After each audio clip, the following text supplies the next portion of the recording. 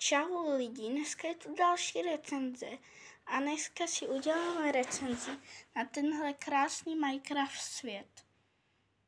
Takže fakt se na to těším. Takže jak můžete vidět, je to prostě takový mlýn, co se točí s červenou střechou a potom k tomu prostě taková pěstovací zahradka, stromek a tak prostě. Takže pojďme a nejdřív si ukázat Lego minifigurky. Takže Lego minifigurek je 5. No a jak můžete vidět, je to takováhle ovce, oranžová. Potom je to taková to žlutá, klasická ovce, takže ty dáme na bok. Potom tu je takový zombík, klasický s diamantovou helmou. Potom tu je vesničan klasický, to asi znáte. No a potom tu je nějaký prostě týpek a má motiku železnou a prostě nůžky. Takže to je o Lego minifigurkách všechno. No a teď se pojďme teda vrhnout na samotnou stavbu. No, takže můžete vidět, že tady je prostě taková menší zahrádka. Prostě crafting table, tohle ten nevím, co je, ale znám to. Prostě nějaké květiny, normální tráva, nějaká voda, potom prostě nějaká pšenice, něco takového, bambus a potom vlastně bříza. Takže to by bylo asi o tomhle všechno.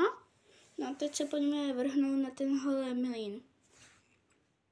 Takže, jak můžete vidět, mlýn se rozhodně točí, s tím, že do toho takhle pouchnete, ale točí se lépe tak, že otočíte to ze zadu. Tady máte potom takovéhle a to můžete vidět, že se to takhle zadu točí. Takže podívejte, dám sem ruku a točí se to. Takže fakt super.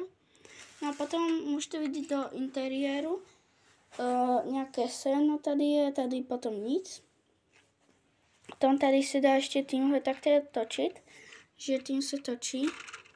Takže toto je též dobrý, ale toto je rozhodně lepší, to doporučuji víc.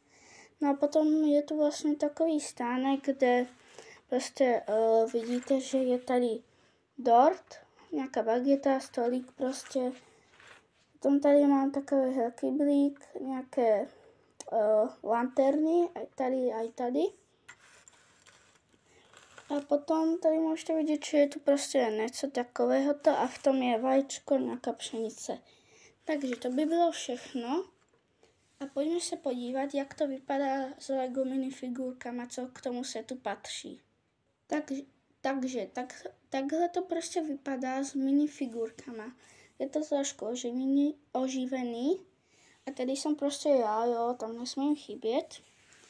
A teď prostě takhle to vypadá s ovcema, se zombíkem, s nějakým tím týpkem, s vesničanem. No a rozhodně doporučuju. Je to dost velký a dobrý set, takže a velmi pěkný. Takže zatím čau.